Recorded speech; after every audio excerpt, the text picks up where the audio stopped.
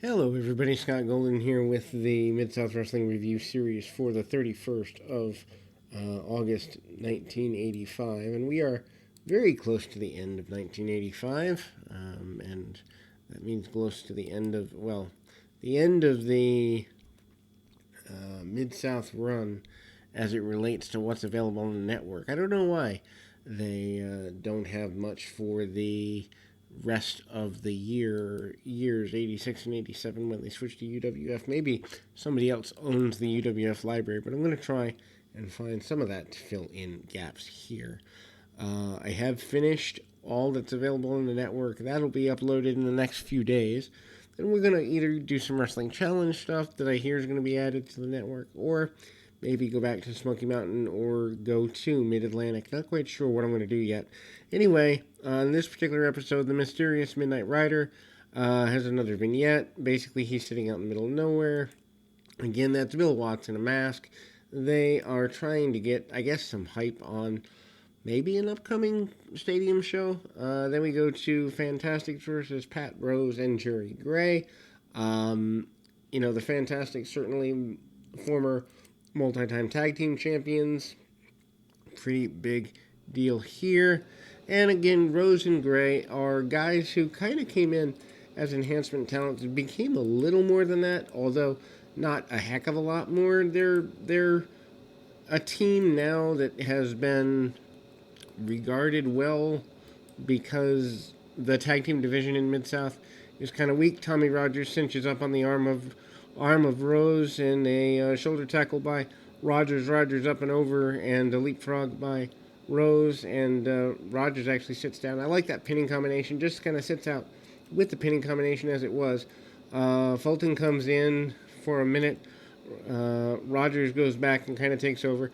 My first exposure to Tommy Rogers, I'm so glad I'm doing this series, my first exposure to Tommy Rogers was his brief run in ECW, and I enjoyed his work there, and I got to go back and watch this stuff, and I understand why he was such a banner guy in the UWF and later WCW stuff. But snap suplex by Rose, and he tags into Gray. Gray hits a knee drop, and ultimately kind of goes that way. Big body slam there by Rose, who comes back in, and a big leaping elbow. Obviously, Bobby Fulton wants to make the tag. Fulton comes in to try and break things up, but Gray and Rose are dominant. Big dropkick under the chin by Gray. Gray not willing to take a backward step. Tag off finally, and Fulton comes in. He's cleaning house. Several shots there. Double Irish whip, and gets what he can.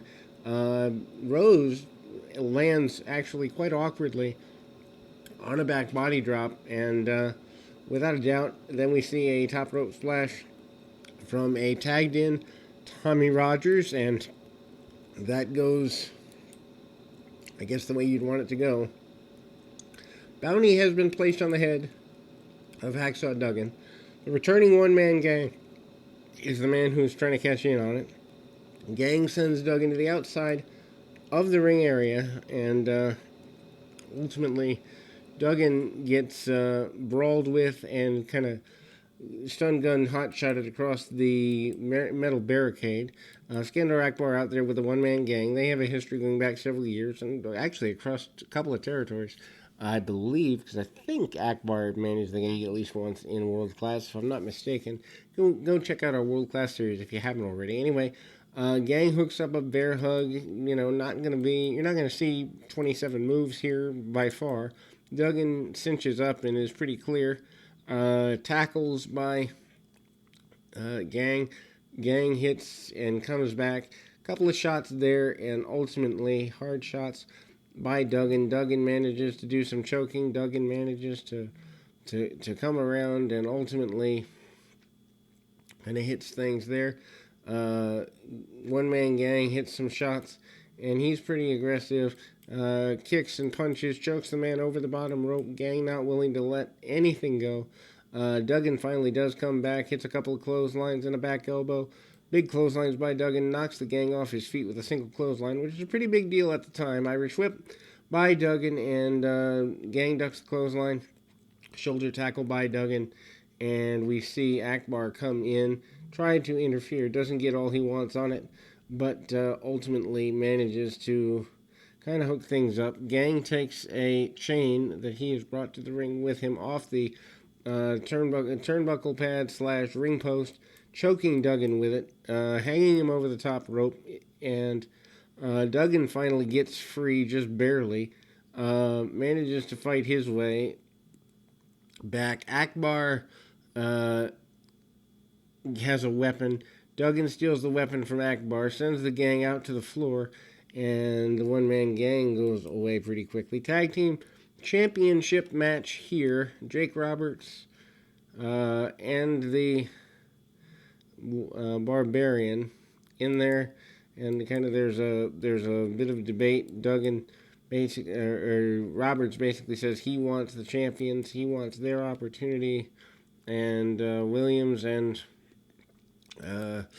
Sweetan finally agree to it amid some protest. Sweetan kind of getting involved in something that isn't his. Technically, DiBiase's still your tag team champion, but he's away in Japan and has deputized Sweetan to be the one to give permission for that to continue. We kind of see that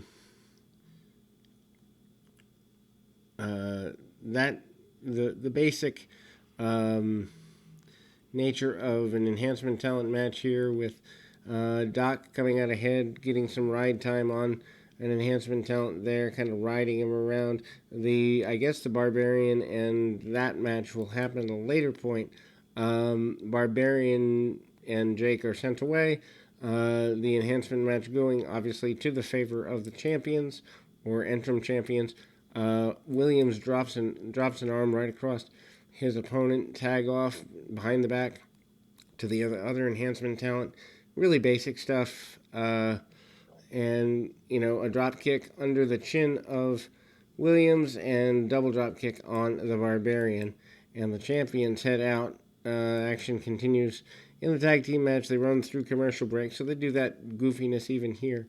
Abdominal stretch on Sweetan, who is your legal man when we come back from the commercial break. I assume there was a tag somewhere in the interim of all of that. Anywhere, Sweetan, goes for a bit more of a brawl. Irish whip for him, misses the shoulder tackle in the corner, and the enhancement talent stays on the arm. Ultimately, they work the arm for the next several minutes. Nothing major to write home about. And again, with 2 more matches and 20 minutes left, there's not a heck of a lot more to have.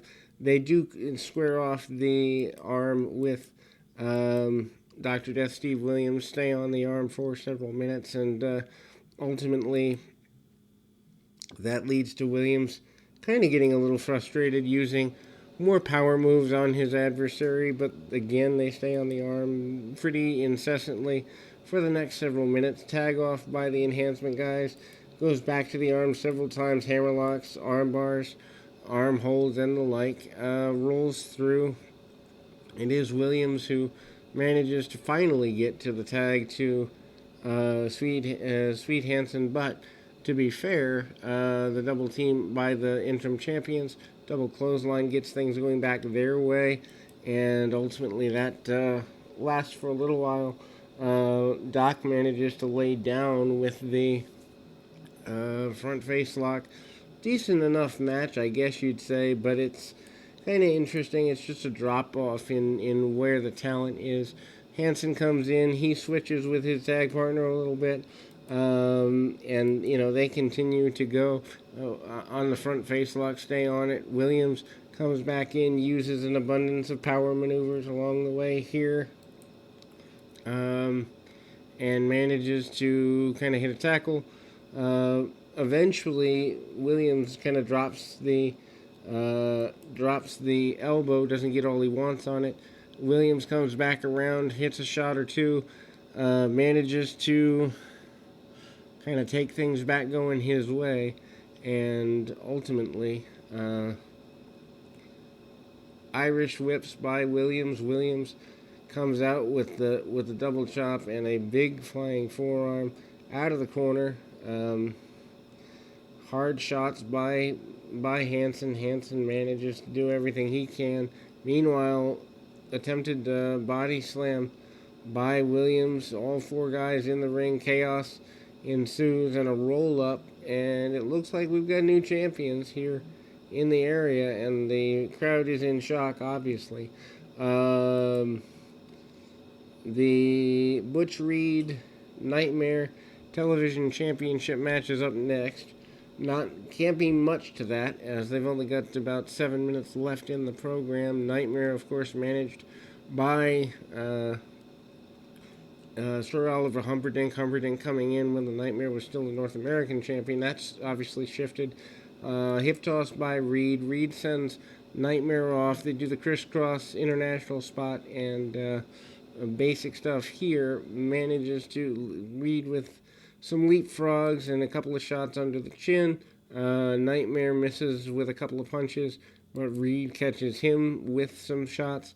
Nightmare slows the match down, starts to cheat. He hits a hot shot or two across that top turnbuckle. Hard shots by the Nightmare, and he snaps the man over and drops the knee right across the chest. Nightmare actually looks to be, I wouldn't say in top championship form, but without a doubt in better form than he generally is and was in a couple of previous weeks. Anyway, Nightmare tries to drop a knee across the throat of Reed. Reed manages several punches and then a haymaker of a shot there, and in the corner they go. Referee backs him up. Humperdinck loads the mask of the Nightmare. Hard shot by the Nightmare in the corner. Nightmare manages a couple of shots and then goes for the pile driver that he's known for. Doesn't get Reed up at first, doesn't get him up a second time, doesn't get him up a third time. A back body drop by Reed leads to things going his way, and ultimately believe the mask is still loaded at that point. Anyway, shots by Reed. Reed hits a shoulder tackle 1, 2, 3 and retains the television championship. Snake and the Barbarian versus Wayne Lazinski and Larry Clark. They've got less than 3 minutes remaining, so you know that's going to be short. Obviously, Jake Roberts starts the match. Big body slams by Roberts. Roberts looks to be lean, but in good shape. Manages to go for the DDT. Doesn't hook the head. Meanwhile, Barbarian comes in, rushes his man. Jake does hit the DDT, and the match is all but over academically. And we are done with the month of August in 1985. We'll be back with more, hopefully tonight. If not, definitely tomorrow. And keep your feet on the ground, your mind in the moment. Till next time, everybody.